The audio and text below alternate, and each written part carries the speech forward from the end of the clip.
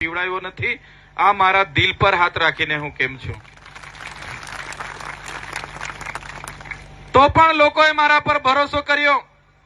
વિધાનસભામાં 4 પાર્ટીના ઉમેદવાર હતા, તો પણ મને 1,04,300 થી પણ વધારે મતો, 56% મતો મળ્યા.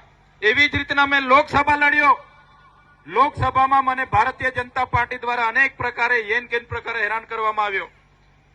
એમની સાથે લઈ જવા માટે, ભારતીય જનતા પાર્ટીના મેન્ડેટ પરથી લડવા માટે, એમની ટિકિટ પરથી લડવા માટે મને ખૂબ દબાણ કરવામાં આવ્યું. મારા પરિવારને પણ જેલમાં નાખવામાં આવ્યા, મને પણ જેલમાં નાખવામાં આવ્યા. મારા પરિવાર સહિત અમને 9 લોકોને એમને 90 દિવસ અને મને 45 દિવસ જેલમાં રાખ્યો. જેલમાંથી છૂટ્યા બાદ પણ મને મારા જિલ્લા અને ભરૂચ જિલ્લા બંને જિલ્લાઓમાંથી મને તડીપાર કરવામાં આવ્યો. લોકસભાનો ઉમેદવાર હોવા છતાં મને મારા મતક્ષેત્રમાં પ્રવેશ નહીં આપવામાં આવ્યો. સાથીઓ, 2100 બૂથ હતા. મારા બધા નેતાઓ આપણા અરવિંદ કેજરીવાલ થી માંડીને બધા જેલમાં હતા. એમની પાસે સિસ્ટમ હતી, સરકારી વહીવટી તંત્ર હતું, પ્રશાસન હતું, મશીનરી હતી, કરોડો રૂપિયા હતા. એમના મંત્રી તંત્રીઓ, ગૃહમંત્રી અમિત શાહ સહિતના બધા લોકો ત્યાં આવીને સભાઓ કરતા હતા. તમારા જેવા ઈમાનદાર કાર્યકરોના જોરેથી અમે લડ્યા. જનરલ બેઠક હોવા છતાં ભરૂચ લોકસભામાંથી આપણને 5,22,000 થી પણ વધારે મત લોકોએ 5,22,000 થી પણ વધારે મત આપણને મળ્યા. મનસુખ દાદા અને ભાજપનો ગરબો ઘરે જતા જતા રહી ગયો. 45,000 મતથી જરા બચી ગયા લોકો. તો કહેવાનો મતલબ એ ચૂંટણીમાં પણ મારા દિલ પર હાથ મૂકીને હું કેમ છું. એક પણ બિયર કે એક પણ કોટર મેં મંગાવી નથી. મેં કામ કરીશની વાદા સાથે, કામ કરીશની બાહેધરી સાથે લોકસભા લડ્યો અને આજે લોકોનો અવાજ બનું છું. ત્યારે મને આજે આખું ગુજરાત ઓળખે છે. હું ઘરે બેસી રેમ તો મને કોઈ આ નસવાડીમાં નહીં ઓળખે, કોઈ બોડેલીમાં નહીં બોલાવે.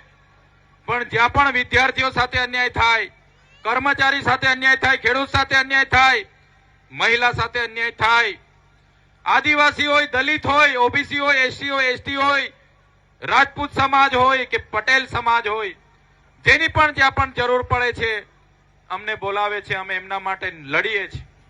આજે અમારા કાર્યાલયો ચાલે છે.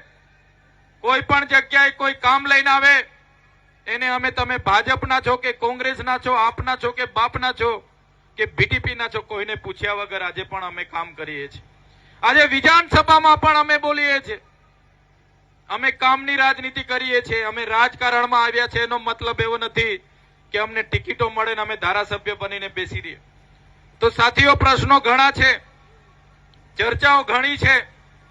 પણ આજે જે તાલુકા પંચાયતના આપણા ઉમેદવાર છે જયેશભાઈ રાઠવા, એના માટે હવે 3 દિવસ છે. જયેશભાઈ કે મારા પર એટલા પૈસા નથી કે અમે તમને ઘરે રાતે આવીને દરવાજો ઠોકીએ, ભાઈ ઉઠો, તમારા 2 મત મને આપજો, 500 રૂપિયા લઈ લો, તમારા 4 મત મને આપજો, 1000 રૂપિયા લઈ લો.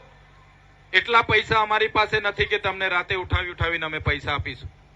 પણ એટલું ચોક્કસ અમે બાહેધરી આપું છું મેં જયેશભાઈના વતી, અમારા જયેશભાઈ ચૂંટાશે તો આવનારા દિવસોમાં તમારે જ્યાં પણ અન્યાય થશે અમારી ટીમને રાતે બોલાવશો તો રાતે તમારી વચ્ચે આવીને ઉભી થઈ જશે. આ લોકોની રાજનીતિ જોઈ છે. 2-4 મળતિયાઓની એજન્સીઓના કરોડો રૂપિયાના ભ્રષ્ટાચારો થાય છે. કાગળો પર ઘોડા દોડે, રસ્તા નથી બનતા. નલ સે જલમાં કરોડો રૂપિયાનો ભ્રષ્ટાચાર થયો, મનરેગામાં કરોડો રૂપિયાનો ભ્રષ્ટાચાર થયો. આપણા જિલ્લામાંથી આટલી મોટી રેતી નીકળે છે એની રોયલ્ટીની ચોરી કરવામાં આવે. આ બધા આશીર્વાદ આપણા નેતાઓના છે, એટલા માટે આટલું બધું કૌભાંડો ચાલે છે. ત્યારે પરિસ્થિતિઓ ઘણી છે, સવાલો ઘણા છે, પ્રશ્નો ઘણા છે. પણ સાથીઓ, જે પણ આપણા 5 ગામ આ તાલુકા પંચાયતમાં પડે છે, આજે પછીની જવાબદારી તમારે બધાએ લેવી પડશે. જયેશભાઈ એકલા ફરે તે નહીં ચાલે.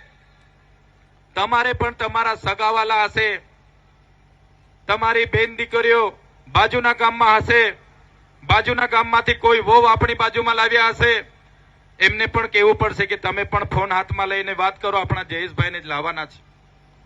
અને એ રીતે બધા જ મહેનત કરશો તો મને પૂરો વિશ્વાસ છે કે જયેશભાઈ ચોક્કસ ચૂંટાશે.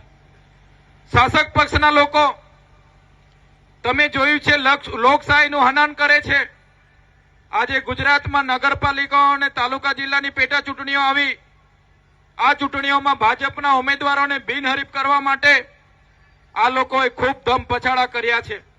કેટલીય નગરપાલિકામાં આપણા ઉમેદવારોના ફોર્મ ભરવા નથી દીધા. કેટલીય નગરપાલિકામાં આપણા ઉમેદવારોના ફોર્મ પણ ખેંચાવી લીધા છે.